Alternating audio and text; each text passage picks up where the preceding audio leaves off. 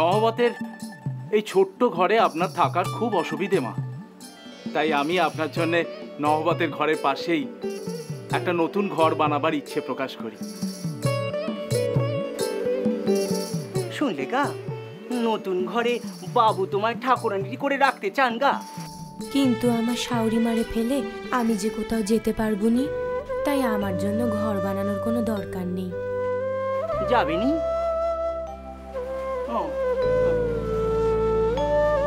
শুনলে গা? হ্যাঁ ঠাকুর। তোমার চোখ মুখ দেখে মনে হচ্ছে তুমি বড় ব্যথা পেয়েছো। ব্যথা পেওনি। আবার এর জন্য আমার দোষও দিওনি জানো। হ্যাঁ না না ঠাকুর, ছি ছি। শোনো, কথায় আছে কর্তার ইচ্ছে কর্ম। তা কর্তা যদি রাজি না হয়, তুমি আর আমি তো নিমিত্তর মাত্র গো, নিমিত্তর মাত্র। দুঃখ করোনি গো, দুঃখ করোনি। আমার আবার কারো দুঃখ সয়নি গো, কারো দুঃখ সয়নি। মাতৃজ্ঞানী ঠাকুর তার বিবাহিতা স্ত্রী শারদামণিকে পুজো করলেন। কেন এই পুজো? তবে কি ঠাকুর শারদামণির মধ্যে ভবিষ্যতের সেই মাকে দেখতে পেয়েছিলেন, যিনি জীবের জননী হবেন, হবেন জগৎ জননী? নাকি ঠাকুরের এ এক কঠিন সাধনা, তার জীবনের সর্বশ্রেষ্ঠ সাধনা? ষোড়শী পুজোর পরেও মাসের পর মাস জুড়ে চলতে থাকে এক অদ্ভুত সাধনা। 18 বছর বয়স পার করা পূর্ণ নারী শারদা আর বীর্যবান পুরুষোত্তম রামকৃষ্ণ অটুট। এ যেন সেই রমণীর সঙ্গে থাকে না করে রমণ। আর শারদামণি যেন এক তপস্বিনী, কোনো প্রতিবাদ নেই, আছে কেবল প্রতীক্ষা, ধৈর্যের, ত্যাগের, তিতিক্ষার প্রতীক্ষা এবং পরীক্ষাও। স্বামীর দিকে তাকিয়ে দুরু দুরু বক্ষে অপেক্ষা। কখন কোন কথা তিনি বলেন, স্বামীর কথা তার কাছে কেবল কথা নয়, গুরুবাণী। রাতের পর রাত চলে এমনই পরীক্ষা, আর তাতে উত্তীর্ণ হওয়া। সারা রাত ঠাকুর বিনিদ্র, শারদাও স্বামীর সঙ্গে বিনিদ্রা।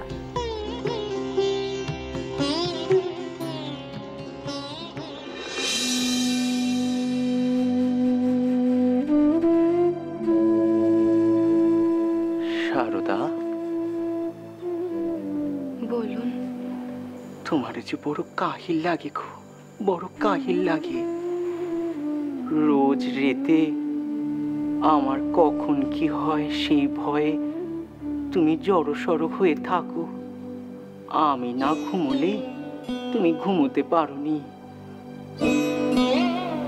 আপনি শুয়ে পড়ুন, আমি আপনারে বাতাস করে দিই, ঘুম এসে যাবে কোনে। আর তুমি? আমি জেগে থাকবো। না শারদা, রাত জেগে জেগে তোমার চোখে নিচে কালি পড়েছে। হাসিতে দেখেছো মুখখানি একবার? আপনি আবার হাসি? হ্যাঁ গা, এভাবে যে আমি তোমারে যাতনা দিতে পারি না গো, পারি না। আমার কোনো কষ্ট হয়নি। আমি তোমার মুখ দেখে বেশ বুঝতে পারি গো, বেশ বুঝতে পারি। পেরান গেলেও তুমি মুখ ফুটে বলবি নি যে তোমার কষ্ট হচ্ছে। হ্যাঁ গা, তোমার শরীর ভালো নেই। হ্যাঁ, এই রাত জেগে আর শরীরকে ব্যতিব্যস্ত করে তুলনি গো, করে তুলনি। যাও যাও যাও, তুমি বিশ্রাম নাও, কি যাও, বিশ্রাম নাও, যাও। কোথায় যাব বলে দেন? মায়ের কাছে, নহবতের ওই ঘরে, সেখানে গিয়ে তুমি ঘুমো। আর আপনি? আমি মায়ের ধ্যান করতে করতে ঘুমিয়ে যাব। তুমি যাও, তুমি যাও গো, তুমি যাও।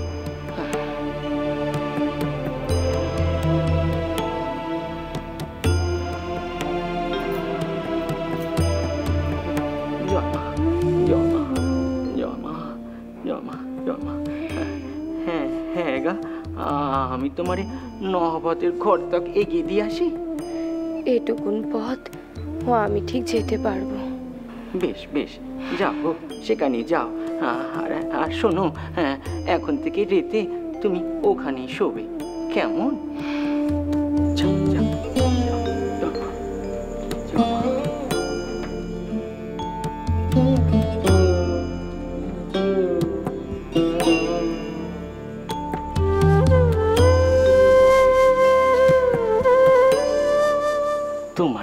অনেক কাজ করতে হবে। তার আগে তোমারে তৈয়ার হতে হবে, যে তৈয়ার হতে হবে। হ্যাঁ, আমি তোমারে তৈয়ার করে দিয়ে যাব, তৈয়ার করে দিয়ে যাব।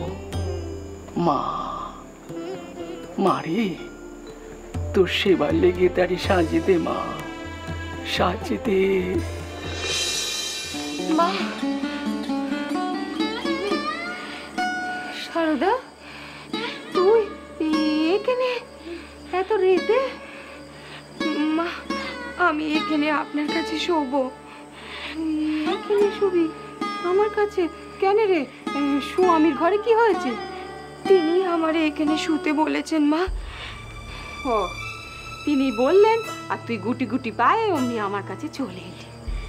আচ্ছা আচ্ছা, তোকে কত করে বোঝালুম সারদা, হ্যাঁ তোর কানে গেল নি? ওই আমার কথাগুলো কি তোর মনে ধরল নি নাকি? আচ্ছা সারদা, তুই কি চাস বল দেখি? হ্যাঁ, কি চাস? কতবার তোকে বলেছি যে নিজের পাওনা আদায় করে নে।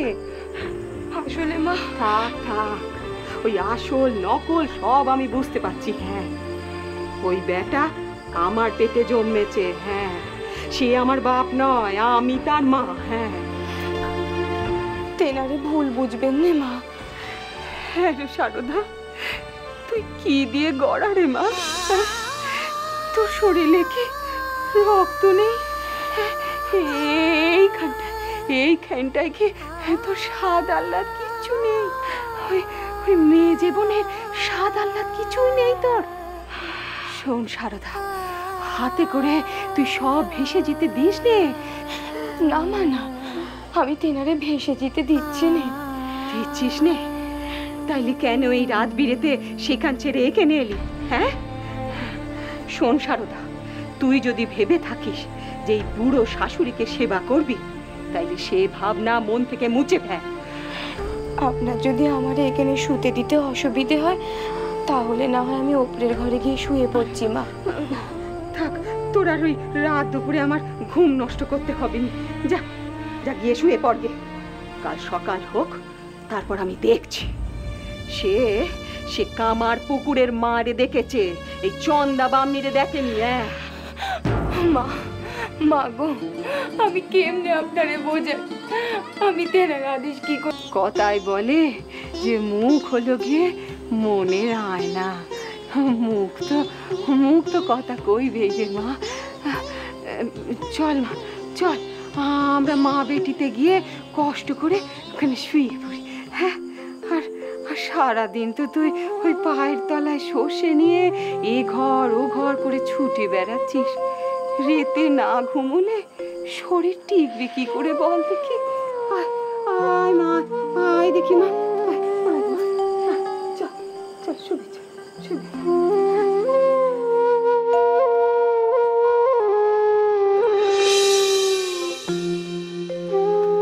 কি বড় বউ,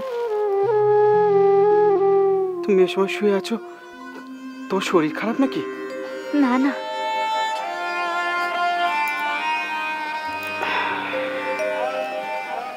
সংসারের ভার লাঘব করবার জন্য তোমার কথা প্রসন্নকে কলকাতায় পাঠিয়ে দিলাম যজমানি করতে। তাতে না হলো সংসারের সুসার, না কমলো তোমার মনের ভার। বলি, ভাবছিলে কি? মেয়ের কথা। সারদা, তাকে নিয়ে ভাবনা কিসের? কত মাস হয়ে গেল মেয়েটা আমার কাছে নেই। থাকার কথাও তো নয় বড় বউ, সে তার স্বামীর ঘরে আছে। স্বামীর ঘরে মেয়ে গেলে তার কি কোনো খবর আসতে নেই? এ কি আর ঘরের দৌড় যে তুমি লোক পাঠিয়ে খবর নেবে, নাকি তারা লোক পাঠিয়ে খবর দিয়ে যাবে? এই যে দক্ষিণের স্বর্গ অনেক দূর। কিন্তু কামারপুকুর তো বেশি দূর নয়, সেখান থেকে তো খবর পাওয়া যায় সারদার ভাসুরের কাছ থেকে। তাদের কাছে খবর আনতে গেলে তারা কি ভাববে বলো দেখি? কেন এমনটা তারা ভাববেন কেন? মেয়ে জামাইয়ের খবর নেওয়ার হক আমাদের নেই বুঝি? আহা, সে কথা কে বললো? তবে সারদার ভাসুর সেখানে গেছিল তার ভাইয়ের আর ভাইয়ের বউয়ের খবর দিতে। তার কি লজ্জা করবে নাকি? আমি সে কথা বলিনি বড় বউ, আমি বলছিলাম সারদা যদি ভালো না থাকতো তাহলে সে খবর যেচে এখানে এসে পৌঁছতো। সে আছে ভালো বলি না। থাক থাক, আমাকে আর মিছে কথা বলে সান্ত্বনা দিতে হবে না। আপনি বরং কামারপুকুর গিয়ে সেখান থেকে আমার সারদার খবর এনে দিন। বেশ, তুমি যখন বলছো কালই যাবো সেখানে।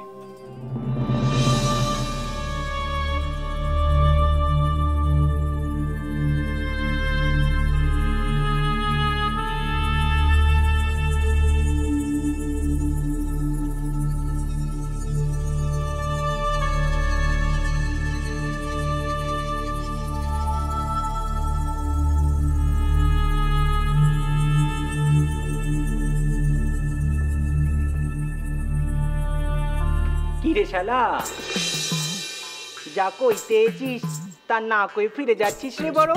হ্যাঁ হ্যাঁ, আয় আয় আয় আয় আমার কাছে আয়, আয় না শালা, আয় আয় এদিকে আয়। পেটের কথা পেটে নিয়ে ফিরে যাচ্ছিস, পরে ভুড়ভুড়ি কাটবে নি? হ্যাঁ ভুড়ভুড়ি কাটবে নি? তুমি তাহলে ধ্যানে নেই। আমি ভাবলাম তুমি হয়তো সমাধিতে আছো, এখন দেখছি তুমি ভেগ ধরেছো। এই শালা, আমি ভেগ ধরবো কেন রে? ভেগ ধরবো কেন? হ্যাঁ আমি ধ্যানই করছিলুম, ধ্যানই করছিলুম। তাহলে তুমি কি করে বুঝলে আমি এইছি? হ্যাঁ এই তুই কেন এছিস রে? কেন এছিস? চৌকি করতে এছিস? চৌকি? তোমাকে চৌকি করতে আমার বই গেছে, আমার কি কাজ নেই? আমাকে এখনই কাজী ঘরে যেতে হবে। আমি চললুম, আমি চললুম। হ্যাঁ রিদু, না না না না, তোর সঙ্গে আমার কথা আছে রে, তোর সঙ্গে আমার কথা আছে রে, কথা আছে। শোন শোন শোন, এক্ষুনি না বললে আমি তোমায় চৌকি দিতে এসেছি। ও ভুল বলেছি তাই না রে? হ্যাঁ বাবা, তুমি নিজের ভুল বুঝতে পারো? বুঝতে পারবো নি কেন রে? আমার বুঝি বোধ নাই? হ্যাঁ বোধ নাই? তা আমি জানি না, তবে মামু একটা কথা তোমায় আমি বলি, আমি কিন্তু তোমার চৌকি দিতে আসিনি। আমি ওই ছোট মামিরে দেখলুম দিদিমার ঘরে যেতে, তাই ভাবলুম তুমি ঘরে আছো কিনা দেখে যাই একবার। হ্যাঁ আমি তো সবসময় আমার নিজের ঘরে থাকি রে, নিজের ঘরেই থাকি। রামপ্রসাদ নিকেছে শুনিস নি? আপনাতে আপনি থাকো, মন যেও নাকো অন্য ঘরে, যা চাইবে তাই পাবে, খোঁজো নিজ অন্তপুরে। তাই তুমি এখানে বসে বসে ওই অন্তপুরে হাত রাখছিলে বুঝি? হ্যাঁ রে, হ্যাঁ। পেয়েছো? আচ্ছা, এবার আমি যাই। হ্যাঁ চলবি কি রে? চলবি কি রে? হ্যাঁ দাঁড়া দাঁড়া দাঁড়া, যা পেয়েছি হ্যাঁ তাড়াতাড়ি দেখাতে হবে নি? হ্যাঁ দেখাতে হবে নি? কারে? তোর ছোট মামি রে, তোর ছোট মামি রে। কি? হ্যাঁ সে আমার অর্ধাঙ্গিনী, আমার আধা সে, আর আমি তার আধা। আমার সব পাওয়া না পাওয়া তারে জানতে হবে নি? হ্যাঁ জানতে হবে নি? বেশ তো মামি দেখুক না, আমি কি বারণ করেছি নাকি? রিদু রিদু, তার একবার ডেকে দে দেখিনি, ডেকে দে, ডেকে দে। আমি ডেকেছি শুনলে হ্যাঁ সে ছুটে আসবে। হ্যাঁ তার একটু ডেকে দে না রে, ডেকে দে না রে, দে না দে না। যাচ্ছি। জয় মা, জয় মা, জয় মা। মেয়েকে নিয়ে অযথা চিন্তা করবেন নি মুখুজ্জে মশাই। চাটুর্য মশাই, আপনিও তো মেয়ের বাপ, মেয়ে থাকলে বাপের কেমন চিন্তা হয় বোঝেন তো। তবে আপনারা সারদারে নিয়ে একটু বেশি চিন্তা করেন। অবশ্য করি বৌমা। কেন? সারদার স্বামী পাগল বলে? মেজবু কি বলছোটা কি? উনি তো নিজের চোখেই দেখেছেন যে গদাই কিরকম। তবুও তো দ্বন্দ্ব যাচ্ছে নে। না না বৌমা, গদাধরকে নিয়ে আমার কোনো দ্বন্দ্ব নেই, কোনো দ্বন্দ্ব নেই। তাহলে নিজের চোখে সবকিছু দেখে এসে আবার খবর নিতে এলেন কেন? আরে বাবা, উনি হলেন মেয়ের বাপ, তো মেয়ের খবর নেওয়াটা কি দোষের? আহা, আমি একটু ঠাট্টা করছিলাম। নিন তো এবার খান, তবে দুপুর বেলা ভাত না খাইয়ে কিন্তু ছাড়ছি নে।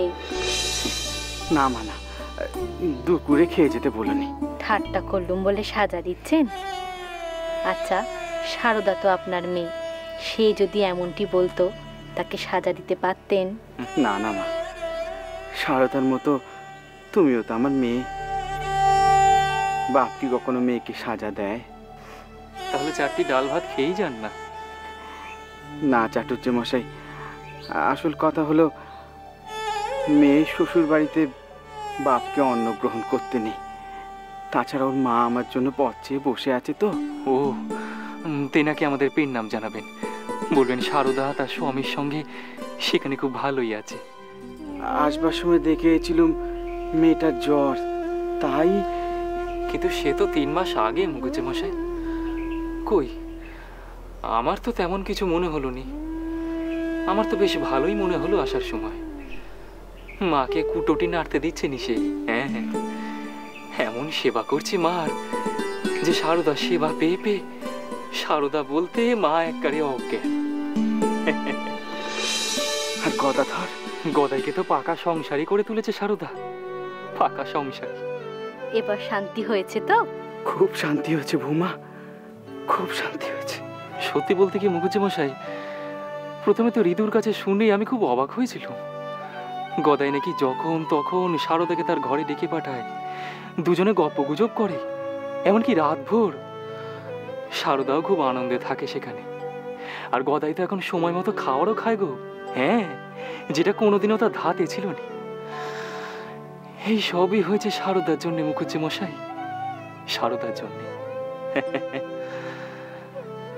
আপনি তো জানেন মুখুজ্জে মশাই, গদাইয়ের ঘরে দিন রাত কত রকমের ভক্ত আসে। তাই দিনের বেলায় সারদা নহবতের ঘরে মার সঙ্গে থাকে, তবে রাতে কুটি ঘরে যায়, মানে মানে আপনার জামাইয়ের কাছে। নিন, এবার শান্তি করে জলখাবারটা খান। এই যে মা, খাই খাই। জানেন মুখুজ্জে মশাই, মা বলছিলেন গদাই আর সারদা নাকি একে অপরের জন্যই জন্মেছে, এমনই তাদের মনের মিল। আর গদাইয়ের কথা তো সারদা বেদ বাক্যের মতো মনে করে, বেদ বাক্যের মতো মানে, বেদ বাক্যের মতো। ঈশ্বরের কাছে প্রার্থনা করি সারদা যেন গদায়ের পথকে নিজের পথ বলে মনে করে, মান্য করে।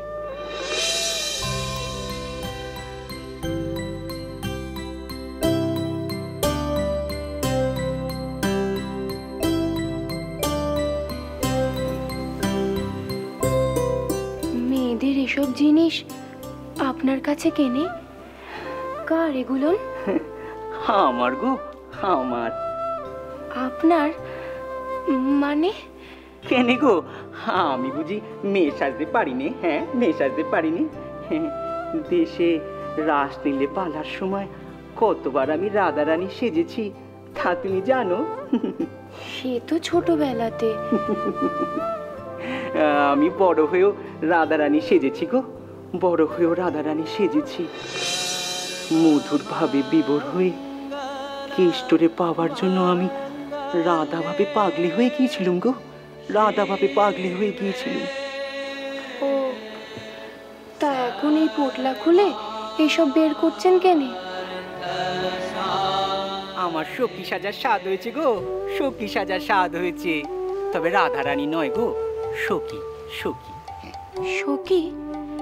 কার সখী? মা জগদম্বার অষ্ট সখীর এক নয়, এক নয়, 2 সখী। তুমি আমারে সাজে দিতে পারবে নি? হ্যাঁ, সাজে দিতে পারবে নি? পারবো। তবে 2 সখীর আর এক সখী কে গা? মা মহামায়ার সংসারে সে সখী হয়েছে, তারে সাজতে হবে নি। আসল কিনে। কে গা সে? ওই যে আমার সম্মুখে যে বসে আছে সে। আমি? হ্যাঁ গো, হ্যাঁ। এখন থেকে মায়ের 2 সখী, এক তুমি আর এক আমি। এখন থেকে মায়ের সখী সেজে আমরা মায়ের জয়গান করব।